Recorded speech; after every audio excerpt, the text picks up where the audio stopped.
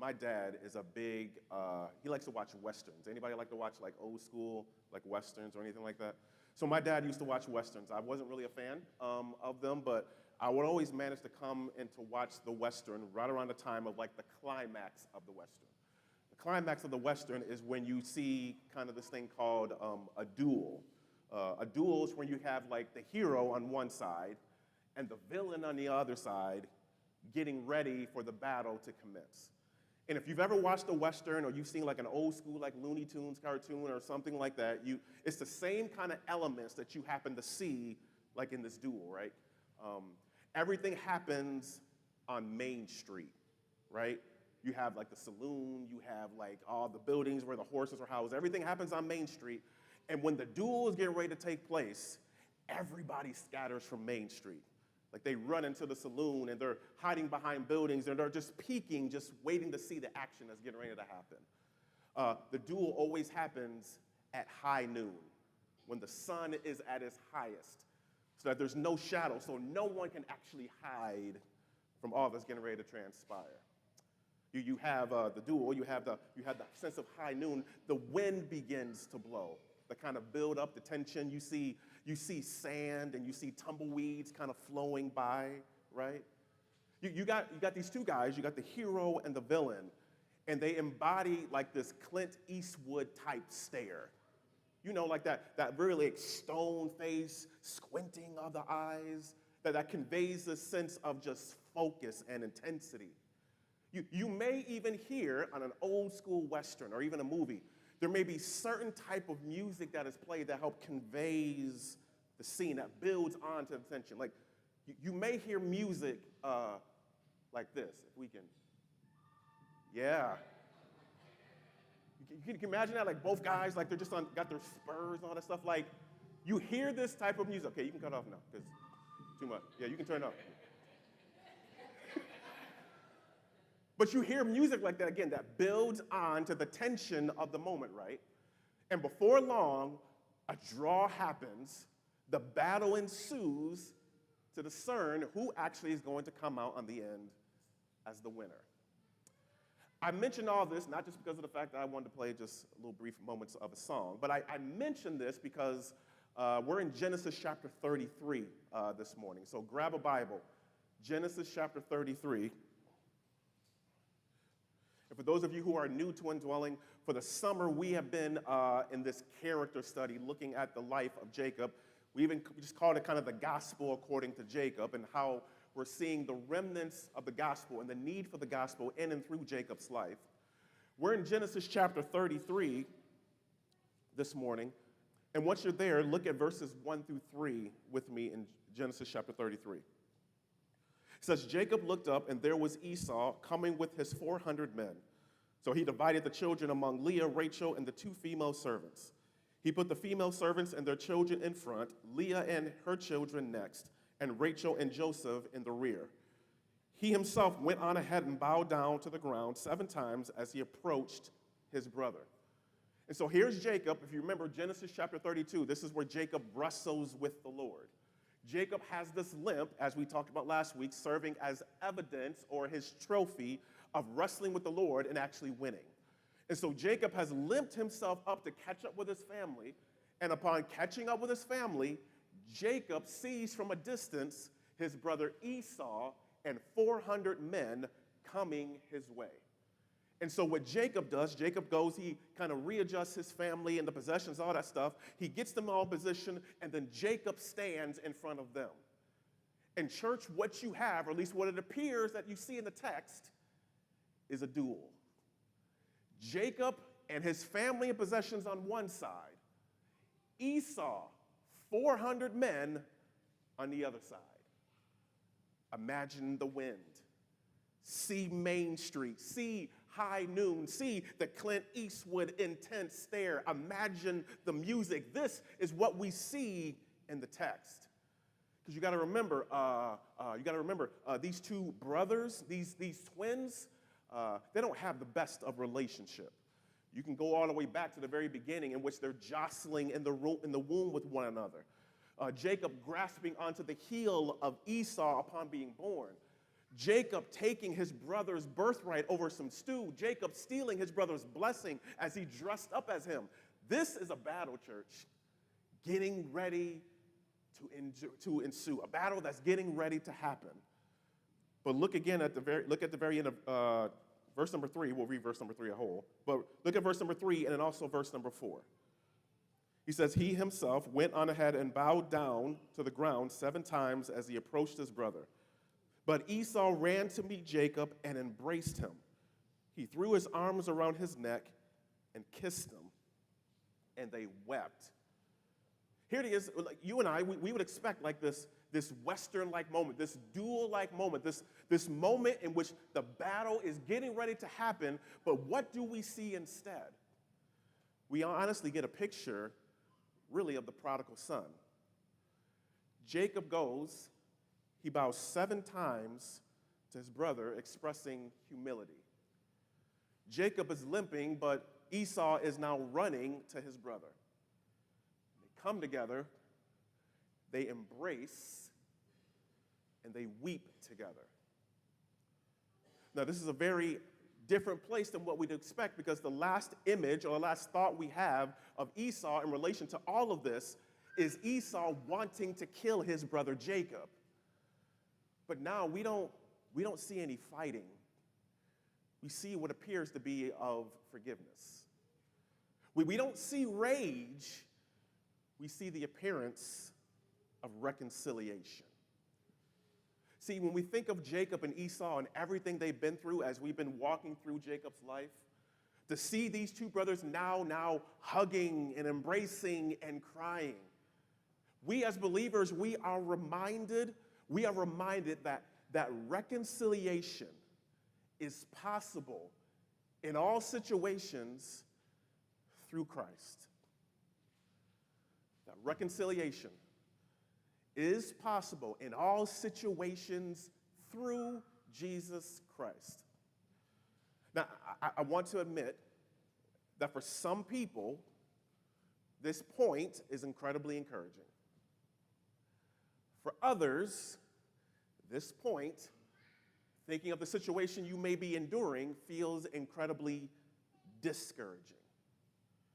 I acknowledge for some of you, hearing that point, that seems like just an impossible type of thing. And maybe that's something that's a struggle for you to kind of sit and wrestle with. And so allow me to break down this point so we have a little clarity as to what we're talking about here. We're talking about reconciliation. We're not necessarily talking about reconciliation in which the culture would say is reconciliation. But reconciliation that we're talking about here is where there are 2 or more parties who are willing to put into work to fix whatever is broken or severed in their relationship. That's what we're talking about reconciliation. This is kingdom reconciliation. It's kingdom reconciliation because it happens and is possible through Jesus Christ.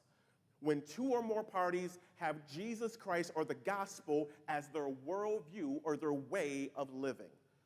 Because when you have 2 or more people who are willing to put in the work to fix what is broken, who have the gospel as their worldview or their way of living, no matter what the situation is or looks like, reconciliation can be possible. It can be possible. Now, reconciliation, it takes work, y'all. You got to recognize when you're desiring reconciliation with someone, you're in this for the long game, not the short game. This takes quite a bit of work. But it's even with all of that, I believe the Lord brings you and I to this passage of Scripture to have us truly think about the relationships in which we have, specifically the relationships in which we have that happen to be severed, that happen to be broken, that happen to have a wedge in between them. Maybe it's a relationship that you have, as the Spirit is bringing us to mind. Maybe this is a relationship, honestly, that it's with a former best friend of yours. That something happened that has severed the relationship. Maybe this is a former colleague of yours. They left on some pretty horrible and bad terms, and now there's this wedge that is found between you two.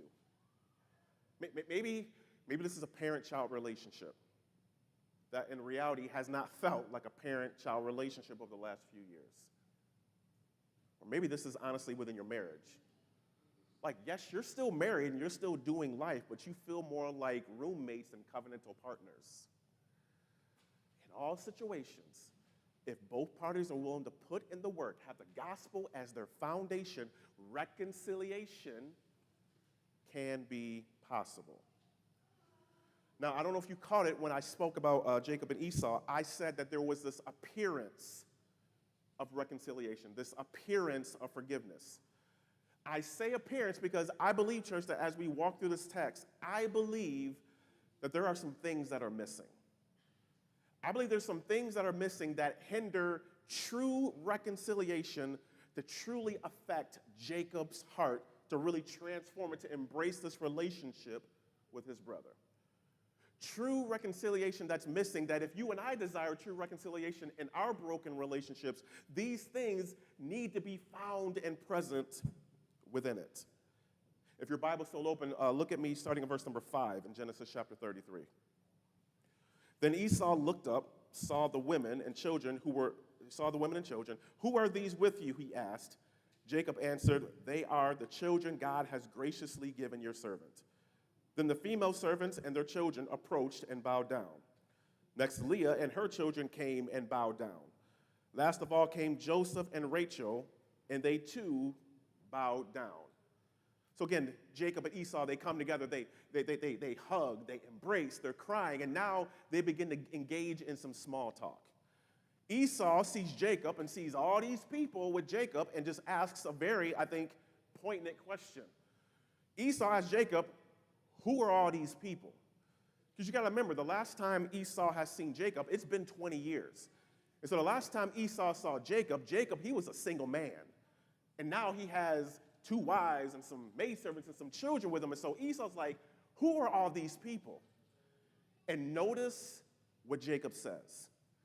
Jacob, in the text, he introduces Esau to his children and not to his wives. Now, I know, maybe it doesn't ring a bell, but it seems kind of strange to me because I think if this were me and I was seeing someone I haven't saw in a long time, and I have my wife and my daughter with me, and they asked me, who are these people? I would probably start with like, hey, here is my wife, and then here is my daughter. But here, Jacob makes no mention of his wives, but introduces him to his children. Church, I believe this is incredibly intentional by Jacob. I think it's intentional because Jacob may be thinking to himself that if I make mention or highlight that these 2 women, Rachel and Leah, are my wives, then it could remind Esau the very reason by which Jacob has wives in the first place. Because if you remember, after Jacob steals his brother's blessing, his mother tells him to leave. His father tells him to leave, to go off into the land and to find a wife for himself. And so Jacob could be thinking, if I make mention, if I highlight the wives, this is going to signal something in Esau as to the very reason why I had to go get them, and Esau is going to be upset and do harm to me. And so Jacob makes no mention about his wives. But also look at the language in which Jacob uses in the text. Jacob uses in the text that these children, that these individuals are people God has graciously given to him. He will utilize the language later on in the text. We'll get to it momentarily. But notice Jacob says to his brother early on that these are people God has graciously given, not that these are people God has graciously blessed him with. Because to use the language of blessed or blessing could potentially trigger Esau's mind as to how Jacob stole his blessing away from his father. See, what we're seeing early on here in the text, and now honestly, when you keep reading the whole entire text, what we are seeing is that both parties are not addressing the elephant in the room. Neither party is talking about the issue at hand. They are just having small talk and continuing forward as if they don't have a history that warrants them having this broken, now reconciled relationship now. Here's the reality, church, that if you and I truly want true reconciliation in the broken relationships that we have to understand that to build a bridge of reconciliation, we first must face what created the divide. If we want to build this bridge of reconciliation with those whom we have a broken relationship with, you have to face what created the divide. Simply put, you got to talk about it. Some of y'all are like, nope. Yes, you got to talk about it.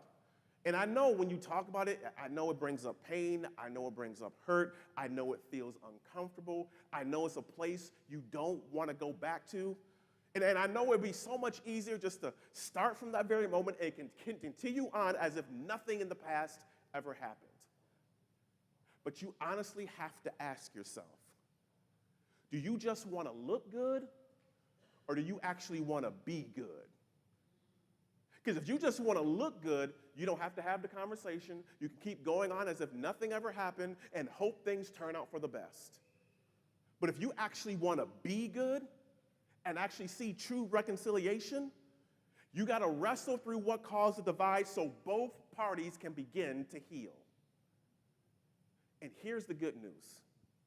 I know it's hard. I know it's rough. I know you may not want to do it, but I promise you when you do it, God is going to meet you in that place. God is going to give you strength. He is going to comfort you, and every tear that is shed, he is going to meet you and the other party or parties in that place as you truly communicate and talk about what is broken. You got to talk about it, church. It's the only way you're going to fix what's actually broken. Because, hear me, if you don't talk about it, if you don't talk about these things, it leaves this open wedge that either party can use anything to try to put into it to fix it. We see this in the text. Pick up with me again, starting at verse number 8. Esau asked, "What's the meaning of all these flocks and herds I met?" "To find favor in your eyes, my lord," he said. But Esau said, "I already have plenty, my brother. Keep what you have for yourself." "No, please," said Jacob, "if I have found favor in your eyes, accept this gift from me. For to see your face is like seeing the face of God. Now that you have received me favorably, please accept the present that was brought to you, for God has been gracious to me, and I have all I need." And because Jacob insisted, Esau accepted it. If you're with us last week, or you're familiar with it, Genesis chapter 32, really 31 and even 32, Jacob is going home back to his homeland. And Jacob acknowledges that going back home means he's going to see his brother Esau, who he now sees in the text. And so Jacob had this bright idea, like, I'm going to send a bribe ahead of me. I'm going to send a whole bunch of animals and things like that to hopefully soften Esau's heart so that we come together face to face, everything will be good. So here, Esau's now asking, hey, what is all this? What is all these herds and things like that? And Jacob is honest. He says in the text, hey, this is for me to find favor with you. He's basically admitting, hey, this is a bribe. This is what I'm trying to do to establish the reconciliation. Esau's like, nope, I don't want it. I'm good. But Jacob, he is persistent. He's persistent, saying in verse number 11, please accept the present that was brought to you. This word present that you find in verse number 11 can also be translated as the word blessing. So here's where you kind of see Jacob making mention of blessing. And we get kind of the impression, it's implied in a sense, that Jacob is trying to provide his brother a blessing after stealing his blessing from his brother. See, Jacob, he's well aware of, after everything he's been through with his uncle Laban. If you're familiar with the story, right, he goes to his uncle Laban. He sees a beautiful woman by the name of Rachel. He's like, I want her to be my wife. And so Uncle Laban's like, hey, nephew, work for me 7 years, and I'll give her to you. Works the 7 years, wedding night comes, wakes up, oop, not Rachel, it's Leah. And the explanation is like, hey, we don't marry the younger before the older. Work another 7 years, I'll give you Rachel. He works 14 years to get his wife. Jacob is now ready to go. And the uncle's like, well, I'm not really ready for you to go. Let's work out a deal for you to stay. So they work out a deal where, like, Jacob takes care of his uncle's flock while Jacob gets, remember, the spotted, the speckled, the dark-colored animals, all that, only to find out that his uncle steals everything that belongs to him and takes it away from him. And we know that the Lord kind of blesses through some crazy, like, branches near a well that Jacob ends up having some flock. Jacob has been on the other end of being deceived. And Jacob is now aware, to some degree, what he has done to his brother. And so Jacob is thinking, I recognize I took Esau's blessing, and so let me take this and give this to you as another blessing and allow this to satisfy, to zero things out. Essentially, church, what Jacob is trying to do, Jacob is trying to buy or gift reconciliation from his brother Esau. If I could give you another point for desiring true reconciliation, you have to understand, you can't gift your way into reconciliation. You cannot gift your way into reconciliation, but it doesn't stop us from trying, though. Guys, rock with me a little bit. Ladies, ignore us. Guys, rock with me a little bit. Maybe you got a girlfriend or you past girlfriend, or you're married, engaged, something happens, and you made her mad, and you just like, I'm gonna come home from work, I'm gonna stop by Meyer, I'm gonna stop by Ludima's Eastern Floral, get me some roses, right? Because roses are love language to get into your wife, your girlfriend's heart. And so you come home and you gift these flowers, hoping this settles the matter. Hear me, nothing against flowers, but you can't stop with flowers. Ladies, let me talk to you. Most people know a way to a man's heart is through his belly. So maybe something happened and you make his favorite meal, meatloaf, macaroni and cheese, black-eyed peas, sweet potatoes, cornbread, cheesecake, red Faygo pop. You make his favorite meal. I know, it's just very random. And you make the meal, and you eat dinner together. That's great. That's wonderful. It doesn't stop there. We do this in our relationship at times, like we say something funny, or we do something to kind of mitigate the distractions and all that. Honestly, we even do this in our relationship with God. Like, if we find ourselves in sin, or we have some habitual sin, we convince ourselves that if I just do a couple good deeds, or if I give a little bit more, or if I come to church a little bit more than I normally do, if I start serving here for like 5 weeks, that makes us good and that makes us even.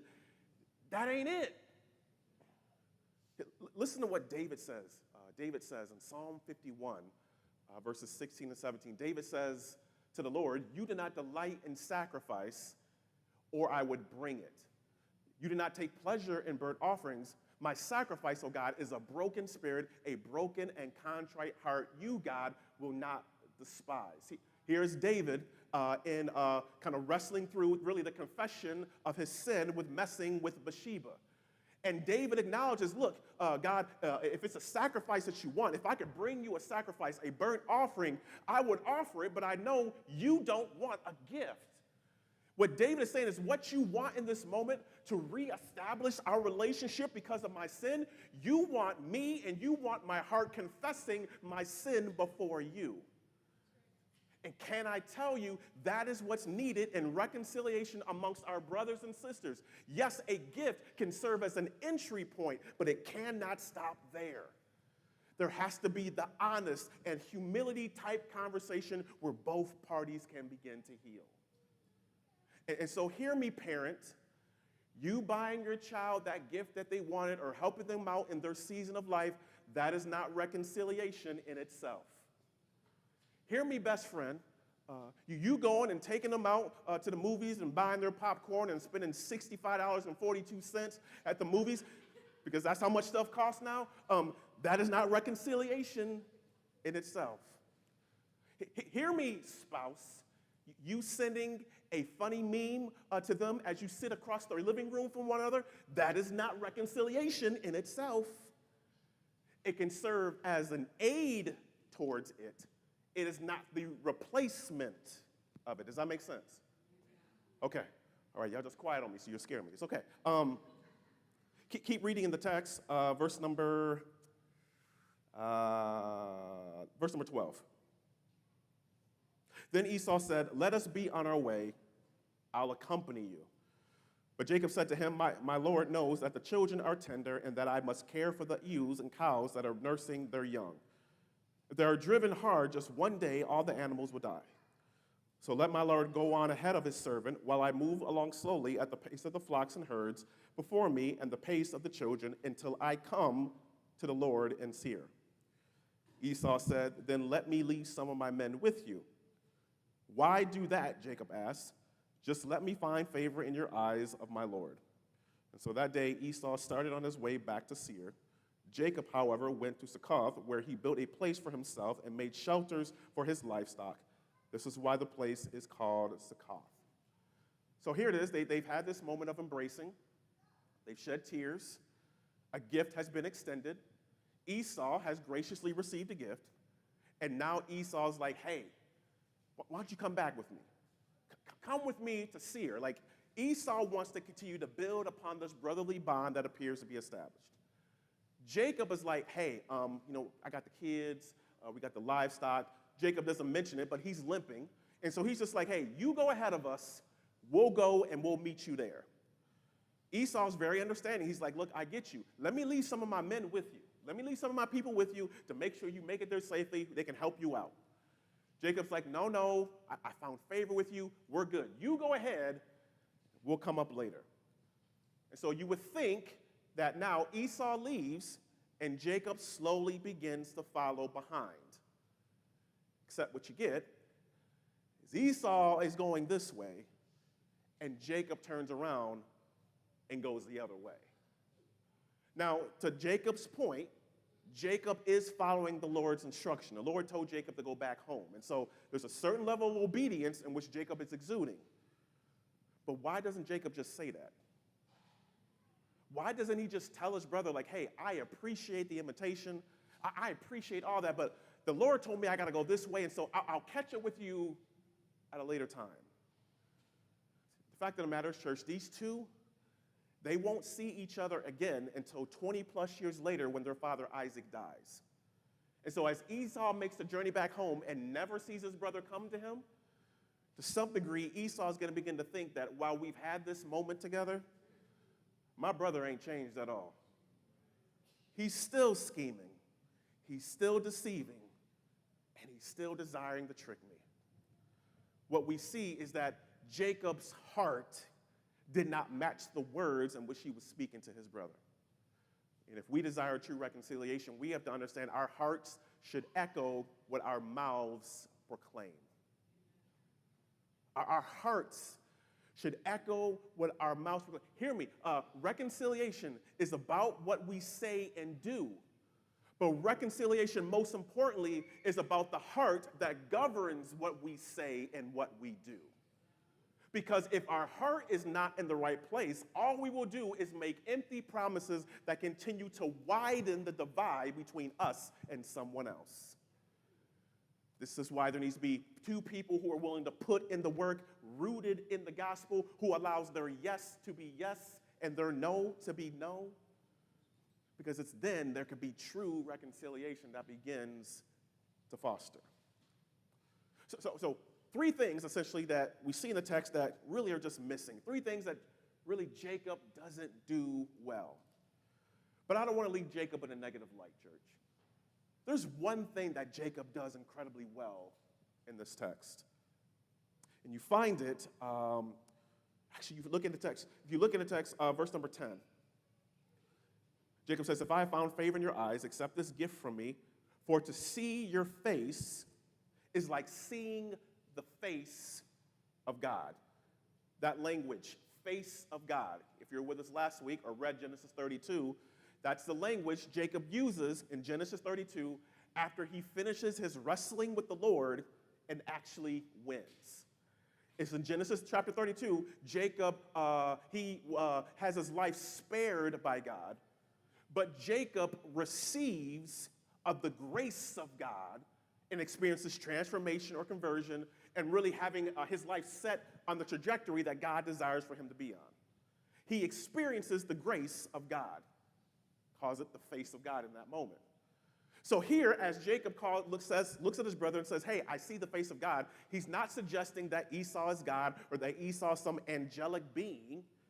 What he is acknowledging by presenting this gift to Esau is that Jacob has experienced, received, tasted of the grace of God, and with this gift given to his brother, he hopes his brother will also receive, taste, and see of the goodness of God. When he says face of God, it is less looking at Esau and more looking at the moment before them, and which is Jacob sees as a moment of grace that could be found now in their relationship. See, reconciliation, this is of Jacob, reconciliation is rooted and pursued in reflection of what we've already received. This is what Jacob does well. He has received of God. He has received of God's grace, and he looks at his brother, and he wants his brother to receive the same grace in which he's received. Now hear me, the way by which Jacob goes about it, by trying to gift his way to it, is incredibly wrong. We've talked about that. But yet in his heart, because he has received of God's grace, he wants his brother to also receive of this grace, and the only way by which he knows how to do so is to extend this gift towards his brother. The point, church, is that when you yourself have received of God's grace and of his forgiveness, of his salvation, and of his reconciliation vertically, it should therefore begin to govern our relationships horizontally as we desire to have reconciliation with them and desire for them to receive of this same grace. Vertical, horizontal, that's the cross. And really that's of the gospel. Because the gospel not only satisfies our relationship between us and God, the gospel also satisfies our relationship amongst one another. And when you have received of God, when you have been saved by God, when you've been reconciled back unto God, you should desire the same level of reconciliation horizontally in your interpersonal relationships. When you truly reflect and remind yourself, church, that Jesus Christ was sent for the sins of all of humanity, sent for the very thing that brings about our brokenness and our wedge and this chasm between us and the Father. When you recognize that Jesus, when he came, he didn't come dancing around the issue of sin. He didn't come ignoring it. He didn't come leaving an elephant in the room. He came talking to each and every person about the sin that divides and the sin that causes death. When you recognize, church, when you recognize that there is no good deed, there is no right kind of living, there is no gift in which you can offer to fix your sin condition, but rather that Jesus Christ is the gift himself, that he is the perfect sacrificial offering that offers his life and his body to sinful men to be ridiculed and to be beaten and to be hung and to be crucified on the cross. When you see that rugged cross where our Savior hung and died, recognizing that his words did indeed match his heart, with an opportunity for you and I to allow our words to match our heart as we confess that Jesus Christ is Lord and believe that the Father did raise him from the dead, church, that's our salvation. That's our forgiveness. That's our reconciliation. And here's the good news if you happen to fall into this camp. It doesn't matter what you've done, what you said, what you thought, what you think about yourself, what other people think about you. Jesus Christ and his sacrifice, his shed blood, his resurrection, it covers it all. And if you want Jesus, you can have him and have the same reconciliation with the Father just like everybody else. That is the wonderful gift of Jesus. He is indeed the true bridge and gift that establishes our reconciliation. And he is the one whose words and action match his heart. And if you have received of this vertical reconciliation with the Father through Jesus Christ, then why can't you extend reconciliation to the brother or sister you're sitting next to right now? When you have received, when you have tasted, you should desire others to see and to taste by the means of a relationship with Jesus, but also mending those broken relationships that we have. And so that's my question. That's my application to you this morning is, what is or who is that relationship that is broken, that is severed, that has this wedge in between, that you can begin trusting the Lord in today with his Spirit to seek reconciliation. for some of you, you're probably thinking like, it's good, that's fine, that's dandy, but Clarence, I'm tired of being the bigger person. Why is it always got to be me? Why can't they? I'm just going to wait until they take the initiative. Or honestly, maybe you're looking at the whole of the situation. You're like, I believe it, but to some degree, I believe, but help my unbelief. This is a hopeless situation. I don't see how any of this actually happens. Let me remind you once more. If the Father, through his Son and his sacrifice, can reconcile us back unto him, in spite of everything we've ever said and ever done, past, present, and future, surely you and I can even take the first steps of reaching out to someone we're in a broken relationship to seek reconciliation. If the Father took the first step in sending Jesus Christ to us, surely, believer of Jesus Christ, can take the first step and to seek reconciliation with someone you may be severed or broken relationship with. I want to say too, I know it's hard, and I just want to speak to the elephant in the room. You may be saying, Clarence, I've tried. Like legit, I have tried. Nothing you've said is foreign. I have tried, but the other party have not. They don't want to listen. They don't want to acknowledge they're wrong in it. They don't want to engage in a conversation with me. What am I supposed to do? Or honestly, maybe that's not the other person. Maybe what I just said actually describes you. Maybe you don't want to talk about it. You don't want to admit you're wrong. You don't want to actually engage in this conversation. What should you do? Or maybe the person you're in a broken relationship, maybe they're not a believer of Jesus Christ. And so they don't have the gospel as that foundation, as that worldview that governs that. What am I supposed to do? Two things and I'm done. One, pray. And don't stop praying for them. Pray that the same gospel that softened your heart would soften their heart. Or if you're the person in this moment who has a hard heart because you've been hurt, pray that that same gospel begins to soften your heart. And pray that all parties would experience truly the salvation and the forgiveness and the reconciliation the Father extends and would desire to extend that towards others. Pray for them. Pray for the situation. Pray for God to intervene in the hearts of all parties.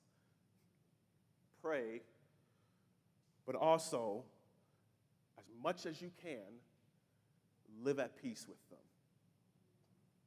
Paul says in Romans chapter 12, verse number 18, he says, if it is possible, as far as it depends on you, live at peace with everyone.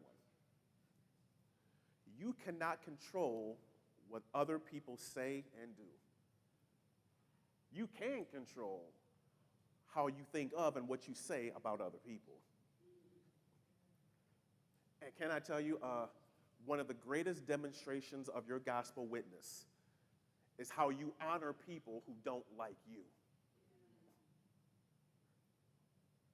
Reconciliation is possible, church. It is possible, and I pray that as you take those steps, as you're living at peace, as you're praying for them, that the same God who came and reconciled us to him through Jesus Christ will continue to be who he will always be. The reconciler who can reconcile every horizontal and interpersonal relationship that we have with one another. Let's pray.